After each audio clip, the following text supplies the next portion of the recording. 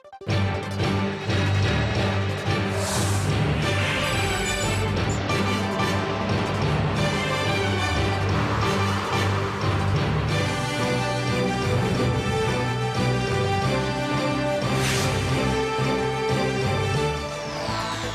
the headlines, new Finance Minister Choi Kyung-hwan vows aggressive measures to boost the Korean economy. He warned of a scenario for Korea similar to Japan's 20-year deflationary spiral. A week to go till Korea's largest ever by-elections. We get a preview. And Israeli forces and Hamas continue to trade shelling and rocket attacks, prompting some U.S. and European airlines to suspend their flights to Israel. Hello and welcome to ARIRANG News, live from Seoul. I'm Kang Tae-ri. Finance Minister Choi Kyung-hwan earlier this Wednesday morning stressed the need for bold and aggressive monetary policy. It came with a strong warning that the Korean economy could face a dire situation similar to Japan's lost 20 years of growth. Will this be the case? Connie Kim starts us off. First, let me recap Japan's lost 20 years. It can be summarized as 1, the asset bubble burst, 2, increase of household debt, and 3, deflation. So just how similar is the Korean economy to Japan's? Korea's housing prices had peaked in 2006, but since 2009, there has been an accelerating downward trend.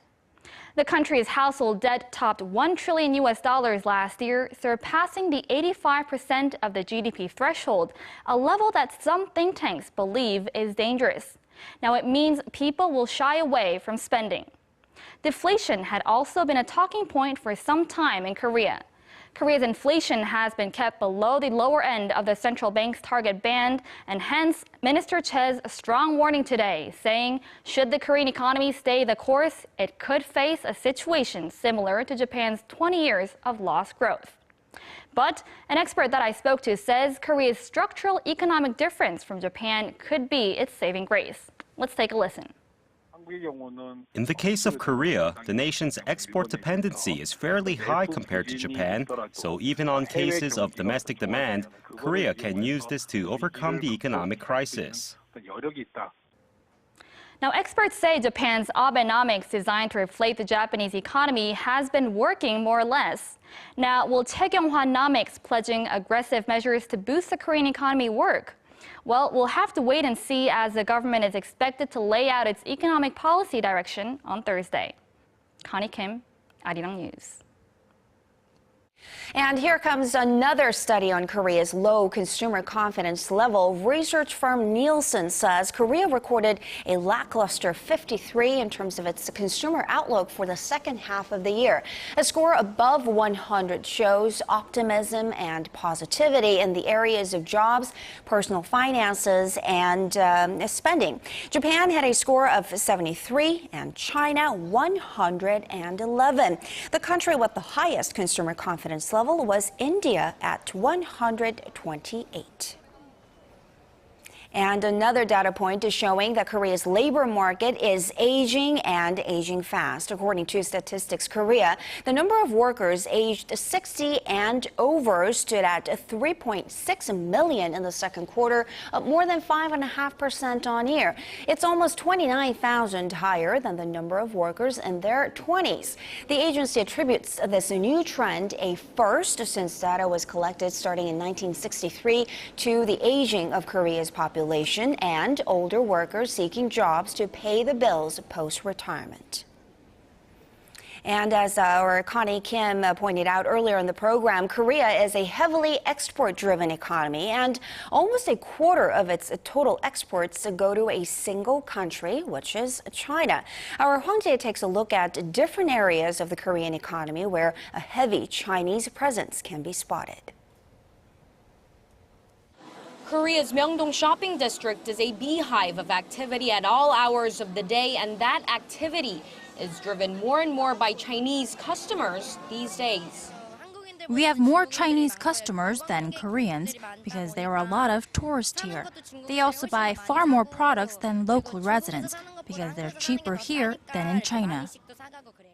And the amount of money Chinese tourists spent in Korea on credit cards shot up over 80% last year to around 3.8 trillion won, or roughly 3.7 billion US dollars from the same period a year ago.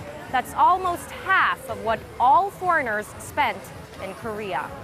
Chinese investors have also taken a greater interest in Korea. They funneled more than $1.3 billion into Korea's securities market from December last year through May this year. That's the largest amount of any country. Experts, however, point out the risks of too much Chinese capital flowing into the country. Chinese investors could have speculative purposes when coming into the Korean market, and if that money exits the country all at once, it could have a major negative impact on the local market. In terms of exports, which is Korea's traditional growth engine, China's hold on the domestic economy grows even stronger. Last year, China took up almost 60% of Korea's trade surplus, while that figure stood at less than 8% in 1998. Experts add that it's important for Korean companies to continue improving their products and services so they can keep on attracting Chinese customers and their money. Hung Jie, ARIRANG News. And staying with Korea-China theme, Korea's Shinhan Bank and the Industrial and Commercial Bank of China began directly trading their local currencies this week, which is a significant first step toward establishing a broader 1 yuan direct trading. Kim Ji-yeon tells us how this is expected to benefit traders on both sides. Just an hour car ride away from the capital city of Seoul, there's a factory in the city of Gumpo owned by KCC Incorporated, a machine manufacturer based in Korea. This factory agreed to deliver its products to its Chinese partners worth more than 1.4 million US dollars in the coming months. We want to start paying in the yuan when we do business in China, since it will cut down our costs.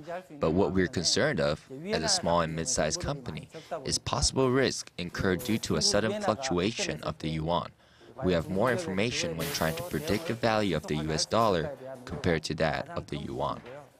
Only about 1% of Korean companies currently settle their trading bills with their Chinese partners using the Chinese currency. 027 Incorporated, a Korean clothing manufacturer for toddlers, is one of them. With sales of around $236 million last year and more than 200 stores across China, the company has been making payments in the yuan for the past 3 years. We currently save company payments by 1% every year by paying in the yuan. We asked our Korean subcontractors at the early stages of the contract to use the yuan, and they agreed to it. The company says it has not yet experienced any currency risk stemming from the sudden fluctuation of the value of the yuan, which is partly pegged to foreign currencies selected by the Chinese government. But it suggests Beijing could do more to raise transparency by sharing its financial policies and vision so that more business entities will want to trade in its currency.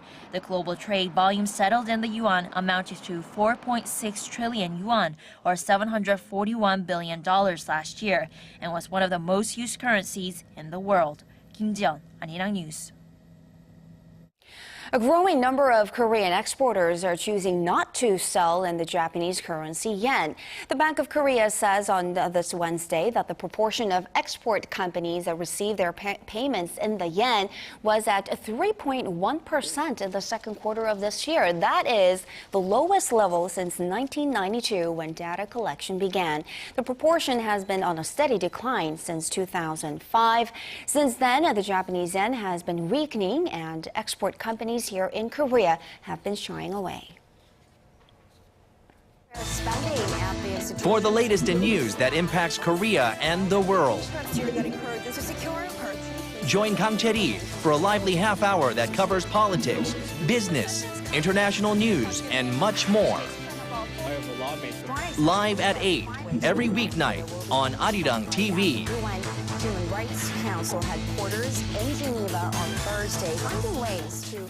Just a week to go before Koreans head to the polls once again for the July 30th by-elections. Rival parties have begun bracing themselves for the big day, as well as a two-day early voting period that starts this Friday. Ji Myung-gil has more. Next week's by-election has greater significance than others in years past, and the rival parties know it. 15 parliamentary seats are up for grabs, the largest number in by-election history. But political analysts say neither the ruling Saenuri Party nor the main opposition New Politics Alliance for Democracy have managed to wow voters with their campaigns. President Park Geun-hye's administration failed to win the support of the people as it struggled with appointing members for the new cabinet, and the main opposition party has shown political controversies when fielding candidates. The main opposition leadership took heat this week for nominating former police officer Kwon Eun-hee to run for a seat in Gwangju's Gwansan-B constituency. She has been accused of a string of wrongdoings ranging from plagiarism to perjury. Right now, I think the fact that the opposition party isn't doing so well, is a lot of it has to do with the people becoming very sort of concerned about the Kwon Eun-hee and the legitimacy of her candidacy. I think that's going to play a big role for this election. If the main opposition does not do as well as they hope, pundits expect that co-leader An Cheol-soo will be held responsible and that his status may weaken within the party. With no clear winner expected in next week's by-elections, rival parties are making their final pitches to win the hearts of voters. Kim Young-gil, ARIRANG News. After Korea's most wanted man was found dead earlier this week, Korean authorities have been under heavy criticism, given that they were looking for a man who had been dead for 40 days or so. Park Ji-won has more. Yoo Byung-hun's body was first brought to the attention of police in Korea's southwestern city of Suncheon on June 12th. The location is critical, as this is the last place the 73-year-old fugitive was seen alive at the end of May. The city and its surrounding areas had been the focal point of the manhunt, but despite this, police failed to consider the body might be that of Yoo Byung-hun. Police say they couldn't make the seemingly simple connection because the body had already severely decomposed, and it was proving hard to recover fingerprints.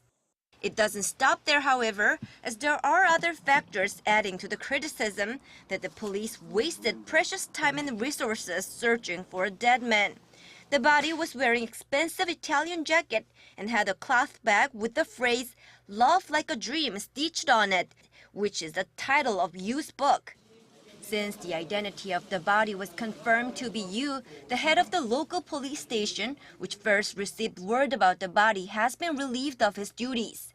Prosecutor General Kim Jin-tae has also ordered an investigation into why it took nearly 40 days to confirm Yoo's identity and on whether there were any problems in the process.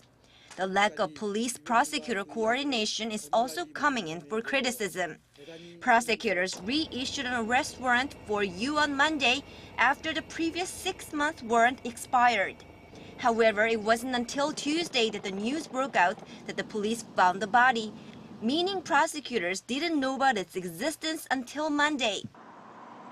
Meanwhile, the nation's financial authority has begun proceedings to impose massive penalties against several financial institutions and dozens of executives and company officials who had granted bad loans to the Yoo family or his ailing companies. The Financial Supervisory Service has just completed its special investigation on some 30 institutions, and the penalties will be dished out in the fall. Park Ji-won, ARIRANG News. Korea and Japan resumed talks in Seoul on this Wednesday on the Japanese military's forced sexual enslavement of women before and during World War II. It marks the first such meeting since Tokyo went back and reviewed its 1993 Kono statement, in which the Japanese government apologized for its wartime atrocities. An official at Seoul's foreign ministry said Korea issued a formal complaint on Japan's review and once again called on Tokyo to compensate victims. The two sides did not, however, discuss the possibility of a ministerial-level meeting next month on the sidelines of the ASEAN Regional Forum in Myanmar.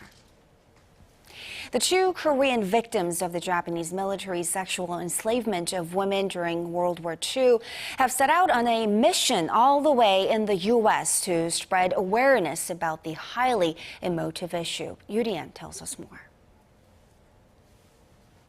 When they were in their teens, Yuk-sun and Kang Yu-chul were forced to serve as sex slaves at Japanese, quote, comfort stations or military brothels. Today, they are reaching out to make sure their story isn't forgotten. In a press briefing in Los Angeles, the 2 ladies, now both in their 80s, emphasized they don't have much time left and repeated a decades-old call to the Japanese government to issue a fresh apology. It's as if the Japanese government is putting off apologizing and is just waiting for us to all die, but we must receive an apology. I will never forget that we've had to go through this, and I will repay what I've had to go through, even after I die. Ian Gang also expressed appreciation for a statue dedicated to the women put up in the city of Glendale, California, and offered support to keep it there. A group of Japanese Americans sued the city back in February, demanding the statue be removed. The city of Glendale is fighting back. The next step will be for the court to decide the motion to dismiss, and hopefully the court will agree with us that the city of Glendale has the right to express its respect.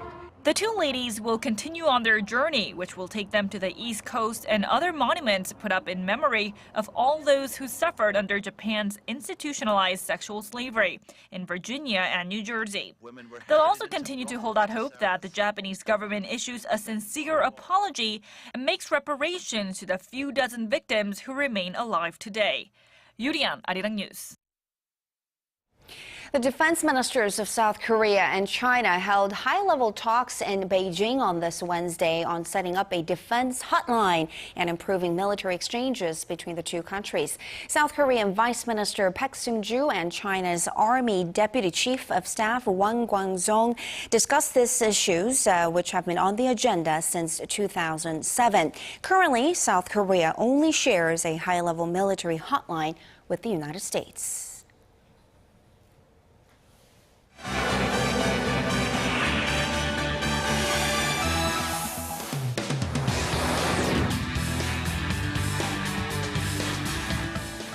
Major U.S. and European airlines have suspended all flights to and from Israel due to safety concerns as the conflict there in Gaza rages on for a 3rd straight week. And Paul is joining us for more. Paul, air traffic has been paralyzed over Israel. What triggered this dramatic response? The American Federal Aviation Agency ordered all carriers to close their passenger routes to Tel Aviv on Wednesday after a rocket assumed to have been shot by Hamas militants landed near the city's main international airport. This as the number of casualties from the escalating violence in Gaza has surpassed 630. Our Kim Min-ji has the details. The grounding of flights came after a rocket landed just 1.6 kilometers away from the city's main air hub, Ben Gurion International Airport.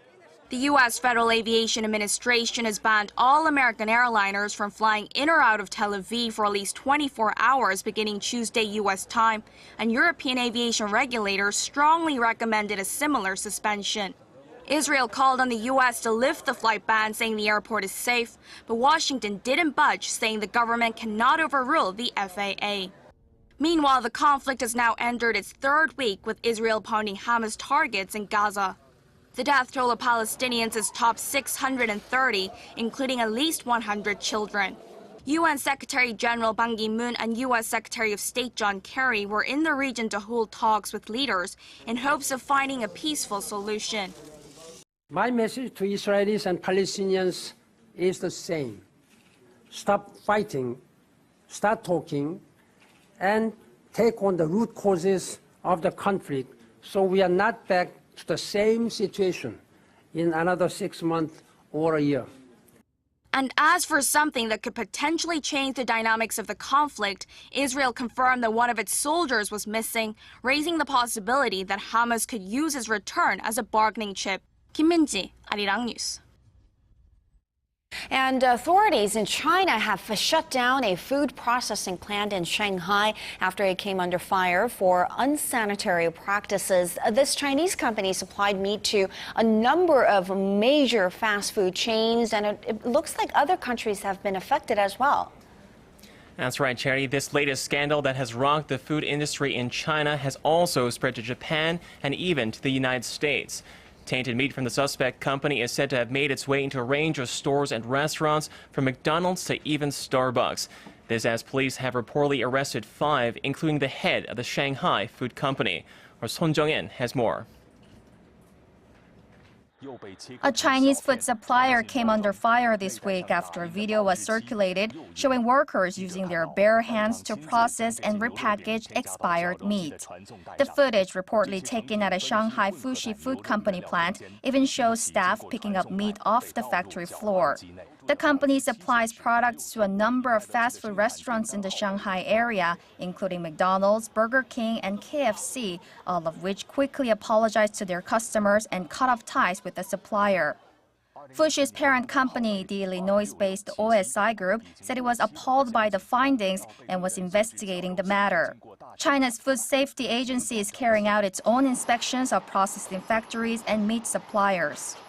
The crisis has spread as far as Japan. A Tokyo-based spokesman for McDonald's in Japan said sales of chicken McNuggets have been suspended at restaurants nationwide since Monday, as about 20% of the product had been supplied by Fushi. Food and drug safety has long been a top concern for Chinese consumers, highlighted by a case in 2008 when infant formula was found to be tainted with the industrial chemical melamine. It led to the deaths of 6 infants and thousands more falling ill. Son Jung-in, ARIRANG News. And turning now to Wall Street, U.S. tech giant Apple has released yet another record-breaking earnings report for the second quarter of this year, but it looks like market watchers, some of them, are not so impressed. Well, you can't satisfy everyone, especially those on Wall Street. Apple posted on Wednesday $7.7 billion in profit for the third fiscal quarter, beating its own estimates but falling just shy of market expectations. The quarterly earnings call showed the company's overall revenue jumped to $37.4 billion, boosted by surging growth in emerging markets. Apple posted nearly a 50% jump in iPhone sales in the Chinese market on quarter, with worldwide sales reaching over 35 million units. iPad sales, on the other hand, declined nearly 20% in the face of downward pressure from cheaper Android options. Analysts, meanwhile, were hopeful that Apple's next larger screen smartphone would push the company ahead of the competition. For Apple, it's a game changer. Phablets have been out there forever, but Apple had yet to enter that market. And I believe that a lot of consumers were buying Samsung-branded phones because of that screen size. According to the Wall Street Journal, Apple has already put in the order to suppliers for up to 80 million units of its next-generation iPhone, which is rumored to launch this fall. All the while, speculation is rising over Apple's so-called iWatch, as the global smart wearables market reached $10 billion this past year. And finally, a major typhoon has made landfall in Taiwan, battering this island with heavy rain and strong winds. How are people there coping with this violent weather? Well, nearly 2,000 people have been evacuated in high-risk areas, while some 30,000 households are still without power as electric cables were brought down by fierce winds earlier Wednesday. At least one person has been killed in the north of the country, while 10 others were poorly injured. The Central Weather Bureau says Typhoon Matmo is a Category 2 tropical storm with sustained wind speeds of up to 150 kilometers per hour. In Taipei, dozens of flights were suspended, but traffic in the main city was largely unaffected. Many tourists and residents also seemed unfazed by the storm. So 5 or 6 typhoons a year are not rare. In addition, construction nowadays is pretty modernized and the structure is quite strong, so the influence doesn't seem huge. I think everything should be fine except for the impact on some plants. Typhoon Matmo, according to weather agencies, will reach the eastern coast of China by tonight, with already 25,000 people evacuated to emergency shelters. Cherry? I see. Certainly hoping for a very short damage report there. Thank you very much, Paul, for that, and we'll see you back here in just about 2 hours.